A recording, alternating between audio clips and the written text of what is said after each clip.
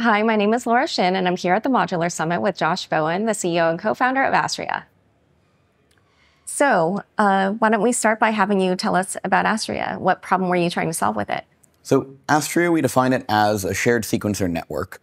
And the problem we're kind of trying to solve really is more one of decentralizing rollups, and specifically decentralizing the sequencing aspect of a rollup, which is more related to, I would say, the liveness properties of it. So what an end user's kind of like immediate interaction with the rollup is going to be in an Arbitrum or an Optimism system, that's going to be relying on a centralized sequencer. And while they are going to get some decentralization from forced transaction inclusion via like Ethereum's L1, we're frankly ideologically opinionated that we do think the kind of initial interface that a user interacts with should also be decentralized at that kind of initial block production time. And that's what we're really focused on. Why we're a shared sequencer is fundamentally because we think that's a necessary kind of architectural and market structure component to be able to provide an appropriately decentralized network. Just to kind of, you need to be able to support multiple rollups if you want to be able to fund the cost of decentralizing a network. And how did you come to tackle this problem? Like, what's your background? So I've been in crypto for not quite 4 years now, maybe it's 3.5. I joined full-time in January of 2021. Before that, I worked in big tech. I was at Google for right about 5 years, mostly working in cloud on kind of distributed systems, Kubernetes adjacent things. And so a lot of that biases my kind of way I think about systems design is in this very, I'll say boxes and arrows approach and system architecture. I joined crypto in January of 2021 because really I was like 5 years was long enough to be at a big tech company. I didn't quit, big tech to go right into crypto. I quit big tech because I didn't want to be there, and crypto was kind of the thing that had been happening. I've been around crypto since as early as 2009, finding Bitcoin very, very early. But I'd never kind of seen it as something that I thought had a professionalized industry that was sufficient to kind of justify committing my full time to. I joined, my first job was at The Graph. While I was at The Graph, I was in this very kind of product and research mixed role. I did a little bit of due diligence for some of their venture side, very much on a technical side. And so I spent a lot of my time, in this, early 2021, which was kind of immediately post plasma research in the Ethereum space. And my job was essentially to read white papers and to give a synthesis of my view on the market to the internal org. And that's where I found out about Celestia. At the time, it was called Lazy Ledger and the data availability problem. So I joined Celestia as a relatively early employee in November of 2021. And Astria itself is a project that kind of evolved out of my time trying to build rollups for Celestia native. Rather than for rollups that simply use Celestia as their DA layer. I wanted to have Celestia be its own ecosystem that stands on its own. And I thought that required a fully vertically integrated rollup stack that was Celestia native from the start. And so that's where Astria came about.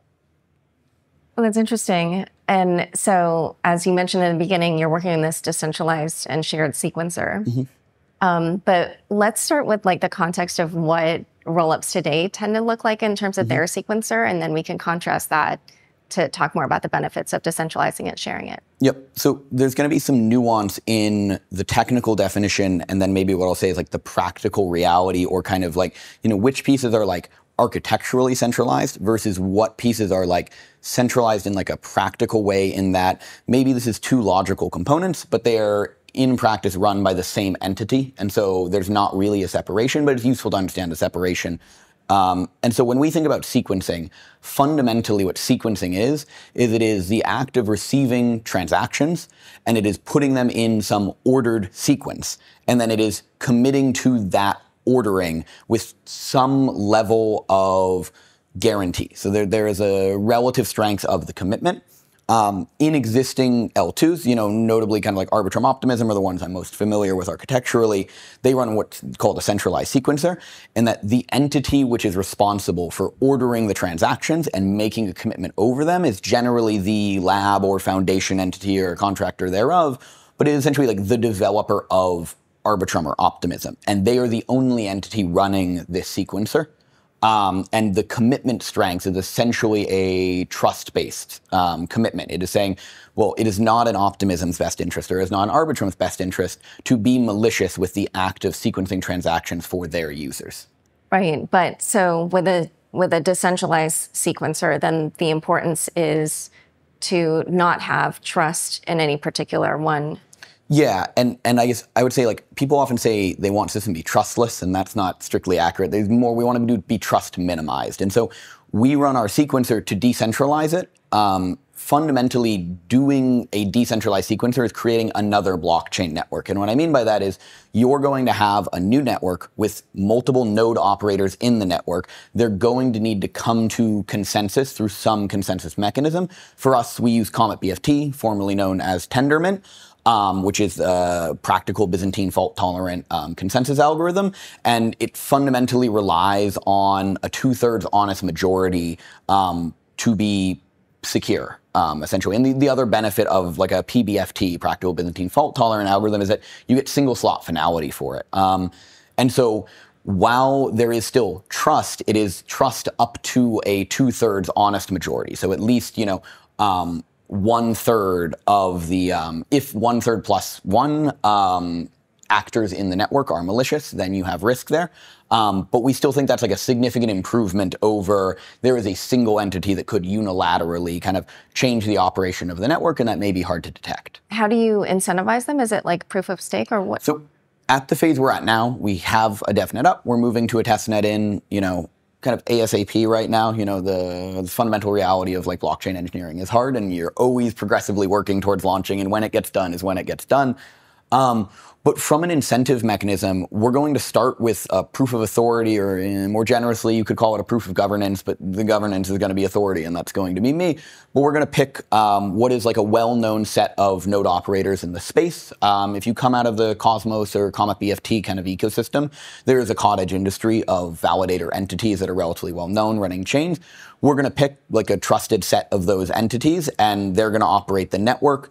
How they're going to be incentivized fundamentally is through fee revenue. And so the use of the network has to have a token, but we're not going to have a native token at launch. We're fundamentally going to use Celestia's TIA token as the fee-paying token for our network. And then the validators are going to be paid out of the fee revenue from the chain. And that actually goes back to kind of why we're a shared sequencer to provide decentralized sequencing, is that when we looked at doing decentralized sequencing, we talked to a lot of these node operators in the kind of Cosmos, Comet BFT space, and what we heard from them in mid-2022 is when we were having these conversations, was that they're running a lot of Cosmos chains, maybe 50 or maybe 70 of them, and they're saying we're losing money on the vast majority of these, and as the market is downturning, we're going to stop supporting a lot of them. And so our view was, the roll-up thesis assumes there's going to be more roll-ups than there were existing Cosmos chains, which is order of 100 or so. And so we saw that, the long tail, or whatever you would like to call it, of the chains was not economically sustainable. And so we said, we think it's important to decentralize the sequencing role. But if there's going to be more roll-ups than there are existing chains today, we know there's just a practical economic reality that you can't have each one of these chains have the overhead of standing up their own set of operators. And so we intend to have one operator set for this shared and lazy sequencer. And then we will incentivize them out of fees, where those fees will be the aggregate fees of the roll-up submitting transactions to the shared sequencer network.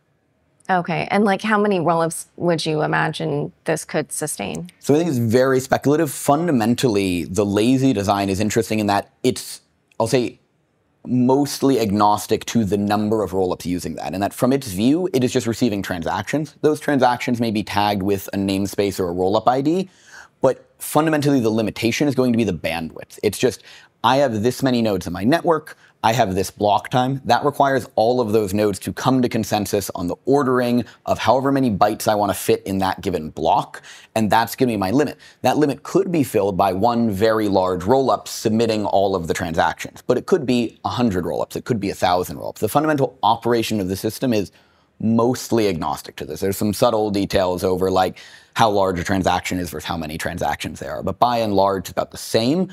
How many we can support?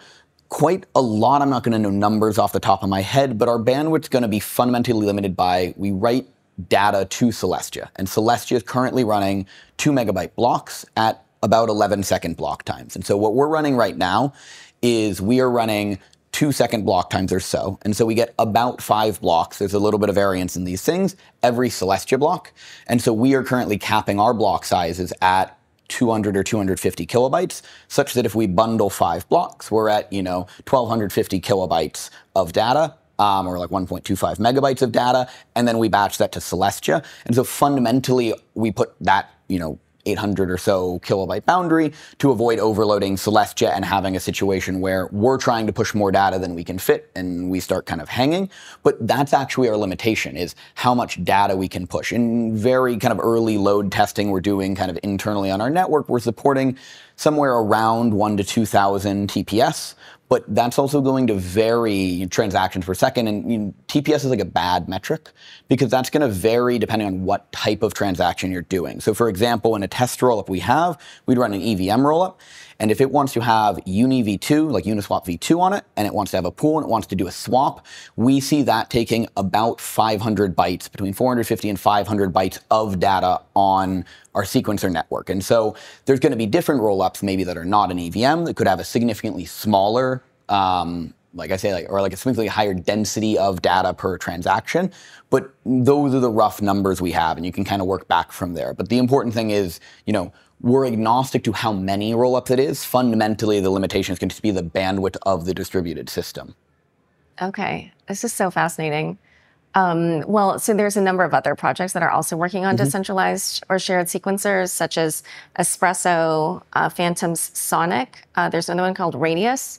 So how is what Astria is working on different? Yeah, so no, I'm not very familiar with Phantom Sonic specifically. I'm aware they're working on that, but that's a relatively recent thing. I have not had the time to dig in that. I'm generally familiar with Espresso and a bit familiar with like Radius.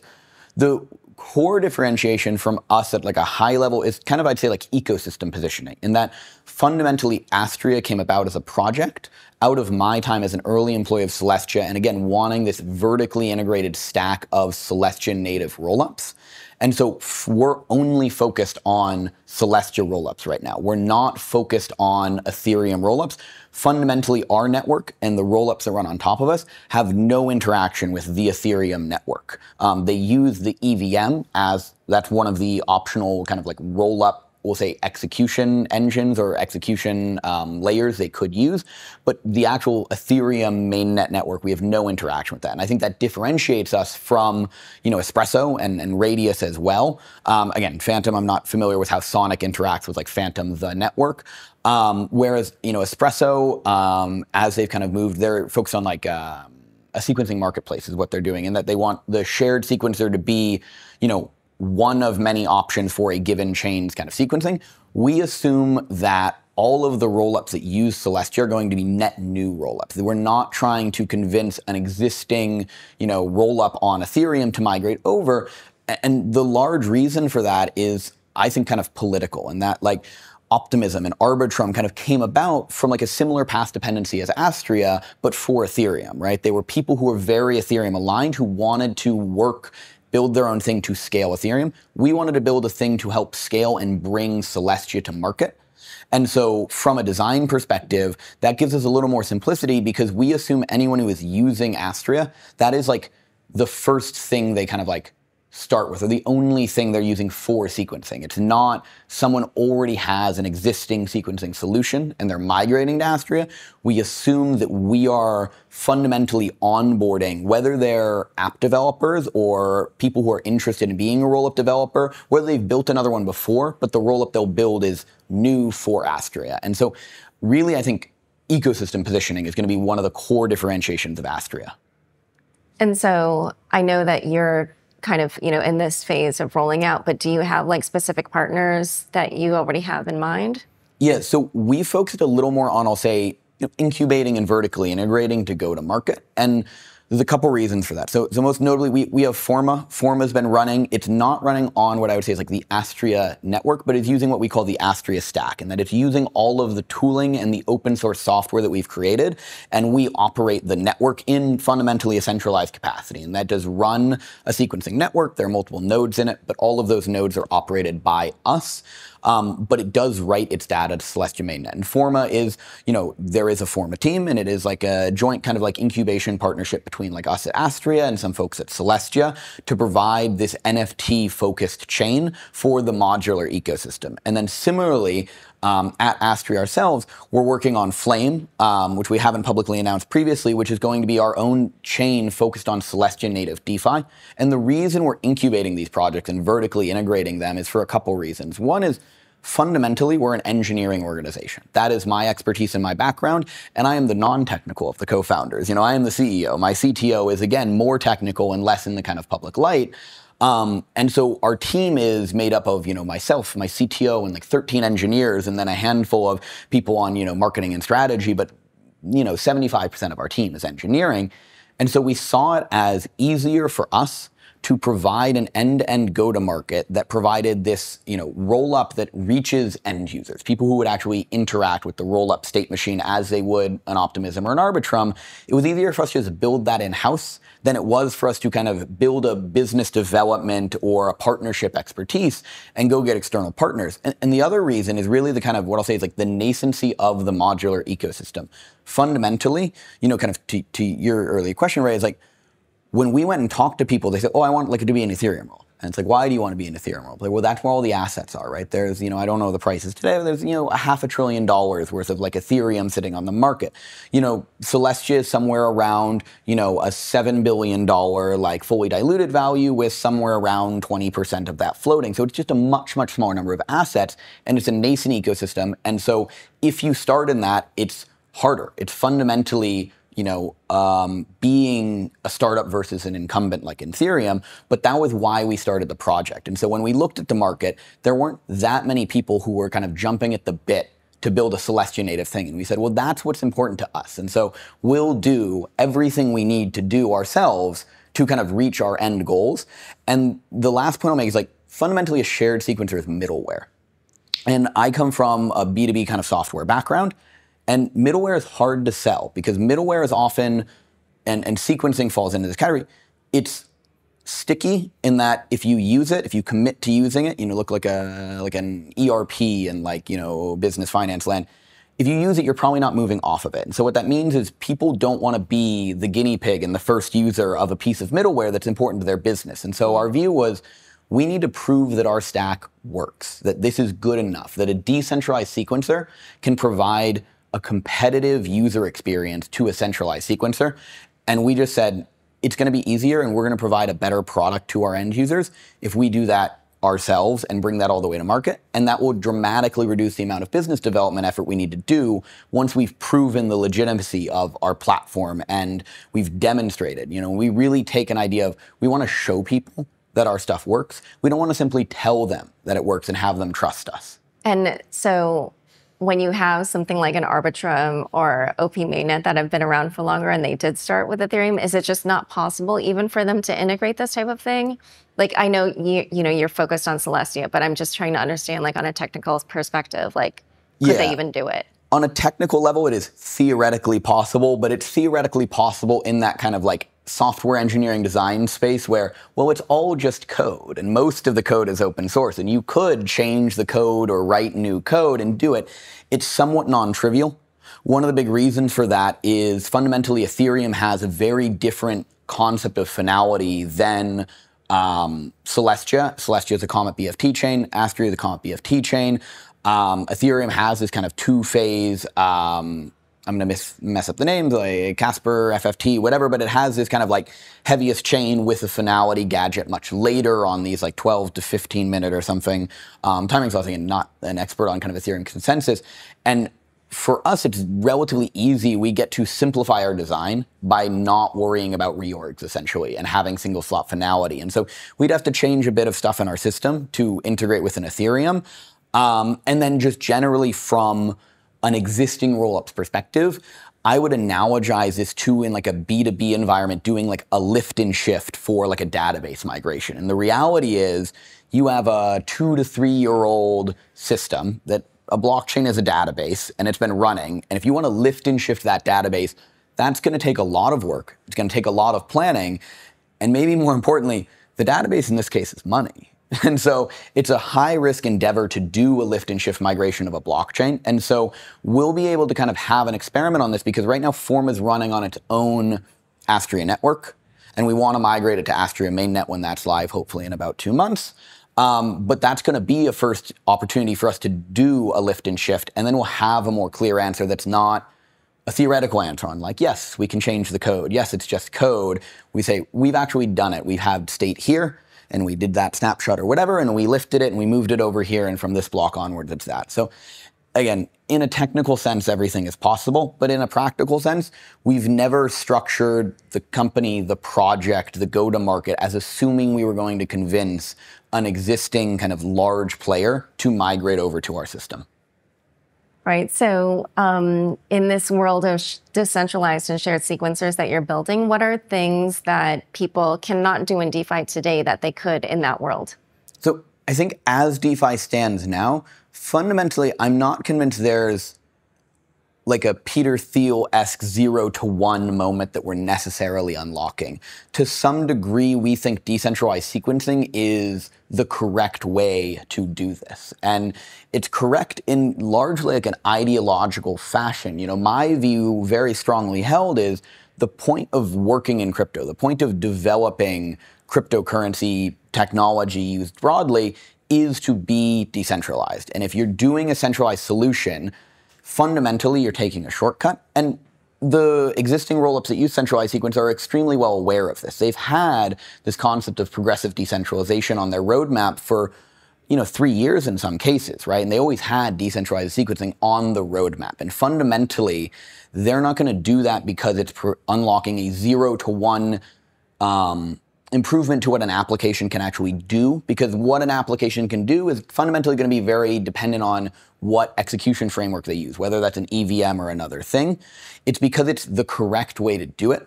And our view is that the incentive structure of running a centralized sequencer and collecting all of the revenue from said centralized sequencer and fundamentally providing end users a centralized user experience, which is definitionally, it's going to be better than a decentralized user experience. There is a cost to decentralization. By presenting users a centralized option, they have made users comfortable and expectant of the centralized option, and they've kind of hidden the reality of being a decentralized system from the users, and to themselves as well, they've now generated a revenue stream that's extremely valuable to them on the order of $5 to $10 million a month on good months for some of these projects. It's very hard to kind of break yourself out of this, right? There's a saying, it's like very hard to convince a man of something when his salary depends on him like not being convinced of it or whatever, right? And so we see it as very important to be decentralized by default because the incentives are such that if you start decentralized or you start centralized, your users will get used to that. And then providing a decentralized thing may be a step down for their user experience. And yourself as a project are fundamentally going to have to confront that hurdle of I have a revenue stream. And I'm giving up that revenue stream, and I'm giving it up to the decentralized network of operators, right? And so we think it's important to be decentralized by default. But at an app level, it doesn't unlock that many things. I will say the architecture we have is less coupled to the EVM than I think a lot of the existing rollups are, because they come out of an Ethereum space. And the EVM's fine. But one of the things that myself and my co-founder decided relatively early when we started this was saying, look, we're willing to confront this hard problem. We're willing to commit a lot of work to it. But we're not comfortable being stuck owning an EVM forever and saying that is what we're going to be stuck with forever because we have some qualms about its technical design. And so when we built the shared sequencer, Astria, this sequencing layer, we made sure that its integration with the roll-up specific state machine, the thing an end user actually interacts with, which could be an EVM, was agnostic to the EVM bit, such that, yes, we're going to use EVMs to go to market. Forma is an EVM, Flame is an EVM. But the framework and the APIs and the tooling is designed such that people can build a much more diverse set of whether they're virtual machines or app-specific state machines for the future. And that's what we're excited about. But there's a reality of we need to bootstrap this nascent ecosystem, and the EVM is the kind of low-hanging fruit to kind of make a first move into the market. Right. It's like taking something like Ethereum, because it's the original, they had to do everything themselves. But that meant that then some of the early stages of like ways of scaling relied on centralization. But now we have more tools that enable people to build like the fully decentralized vision. And frankly, it's interesting. I feel like it's a mashup of Web 2 and Web 3 in the sense that in a way, what you're describing is very similar to like a SaaS concept where there's so many different little players that provide, each of the little functions. But of course, they're not centralized, they're decentralized. So at this summit, you've also announced the Flame EVM, which you referenced. I understand it's in testnet, but why don't you describe what that is and how it fits in the Astria stack? So Flame fundamentally is relatively simple and maybe not that novel from like a technical space. It is an EVM. It uses what we call Astria Geth, which is our modification of Go Ethereum, which is the kind of flagship, maybe too strong a word, and people would contend with that, but it is the dominant execution client for Ethereum mainnet. It is what is modified for OP-Geth and Arbitrum, and it is kind of the primary thing used by rollups right now. So we've built that to integrate with Astria itself, and Flame came out of this idea that we say, we think there needs to be Celestia native DeFi, and that's really the positioning we're having for Flame. And we're building it because fundamentally, when we started Astria, we were wrong in the thesis that we could start building middleware and we could sell that middleware to someone else without having sufficiently dog-fooded it ourselves. And the analogy I often reference is, we look at AWS today, Amazon Web Services, like this big thing, and people think, oh my God, AWS is great. And fundamentally, AWS came about as a solution that Amazon built to satisfy its internal needs for Amazon shopping. And then they were able to kind of sell the middle bit as a generic service. And so we're aware of that, but we thought, no, we'll just build the middle bit and we won't have to build the end bit. And when we kind of actually looked at it, we're like, no, we do need to build the other thing. It's just too much work to convince people to build it. So Flame is our attempt to get something all the way to market in the hands of end users and also to provide this Celestia native DeFi. And what we mean by that is the gas token used on this rollup. It's not going to be Ethereum. It's going to be TIA. It's going to be Celestia's native token. And the primary asset that we are targeting getting on this rollup is going to be TIA. And so fundamentally, what we want to provide is this not novel, but just status quo DeFi environment vertically integrated within the Celestia ecosystem. So people can bridge their TIA in one click from Celestia onto Flame. And then there will be a lending protocol on Flame that will allow you to deposit your TIA. And we'll also have USDC coming from Noble on Flame. And you'll be able to lend your TIA and you'll be able to withdraw, under-collateralized or an over-collateralized loan of your USDC, and you'll be able to use that as an asset to go do DeFi. And this is the classic flywheel of what DeFi looks like as it stands today. You have a lending protocol, you have a decentralized exchange, probably a UniV3 clone, and that just doesn't exist in the Celestia landscape right now. And we think it's very important that Celestia has a version of this. And I'll say again, it's not that novel on an application level, but it's something that we think is an important stepping stone to demonstrate the feasibility of building a decentralized rollup and giving it to consumers, but also the feasibility of having Celestia native rollups that are not using Celestia just for DA and still using, using Ethereum for settlement, and Ethereum for gas, and Ethereum as their primary asset in their ecosystem. We want to build this, decentralized finance flywheel fully within the Celestia ecosystem, where you use TIA as your asset. When you pay fees to the chain, those are paid in TIA. That TIA all flows down to posting data on Celestia. And that's really what we're trying to do with Flame.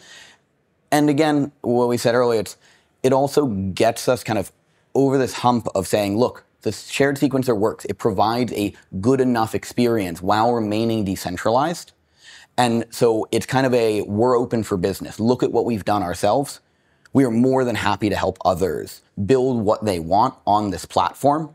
And we want to kind of show them that it works instead of just telling them that it works and having them have to trust us that we've done something. We want to say, look, you can poke and touch and use the platform we've already made, and an example of what we've built on top of it. And who are you going to be targeting to attract to Flame? Will it be existing DeFi projects on Ethereum or on the various rollups right now? Or is it someone who, maybe is at a similar stage where they are building, they're looking to, roll out to mainnet in the next year or so? Like, are you trying to kind of target brand new DeFi entrepreneurs or just pour it over some of the... So a little bit of a mix of both, right? When we look at like applications, and if you go through, DeFi Llama and you dig through all of the, the other L2s, right? Mostly they're using either an Aave clone or a compound clone for their lending platform. Some of them, the larger ones, have the the blue chip native version of Compound or Aave, but frankly, they're a little bit slow to move intentionally. They have many things, right? They're not, working on every single nascent rollup. Same thing on Uniswap. You often have like a Uniswap v2 and a Uniswap v3 clone. Maybe the larger ones end up getting a native Uniswap deployment. So we're looking to provide that kind of out of the box because we think it's a relatively low-hanging fruit to deploy these existing open source contracts and provide a front end to them. When it comes to trying to attract DeFi, innovators, it's part of a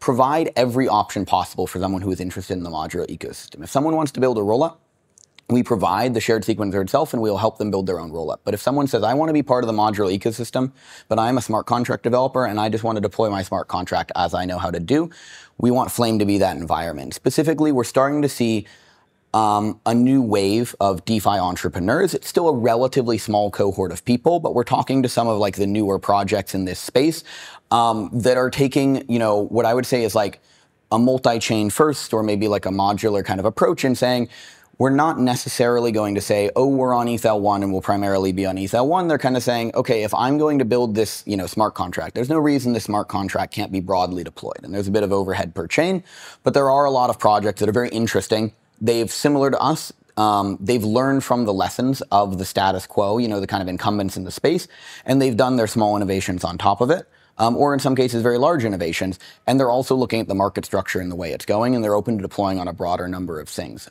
So we're kind of open to all people who are interested. For going to market again, we're an engineering-focused company. We are not, a business development-focused company. We're expanding our marketing reach. We're expanding our business development reach. We're expanding our understanding of DeFi, and from both an internal and also like a partnership perspective.